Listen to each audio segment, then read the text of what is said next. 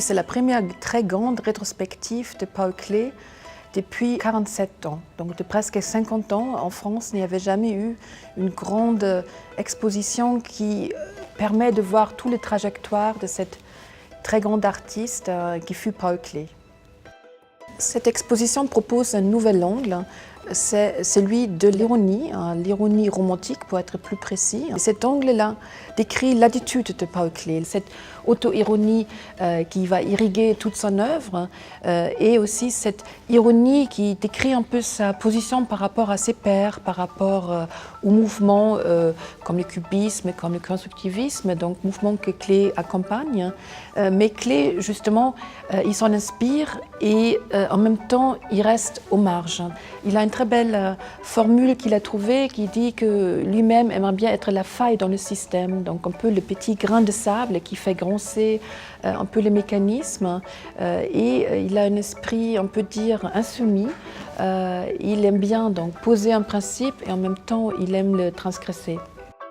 C'est un artiste prolifique, il a réalisé presque 10 000 œuvres, donc c'est énorme. Et cette exposition est donc organisée chronologiquement avec des thèmes. Donc ces parcours permettent de relire l'œuvre des débuts jusqu'à sa fin en 1940. C'est vraiment tout cet univers des Klee qui est immense, qui est profond, qui est subtil surtout. Je pense qu'il y a une chose qu'on peut retenir, c'est la grande subtilité de Paul Klee.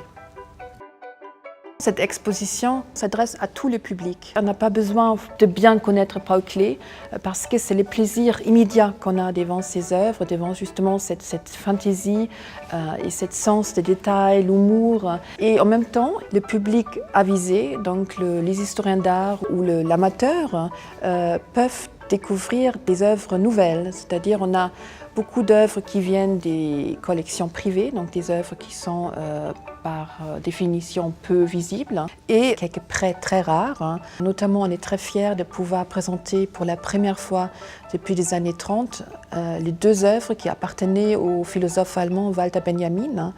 Donc, une œuvre est au MoMA à New York et une autre à Jérusalem. Ça, c'est le fameux Angelus Novus, donc, auquel Benjamin a consacré un très beau texte.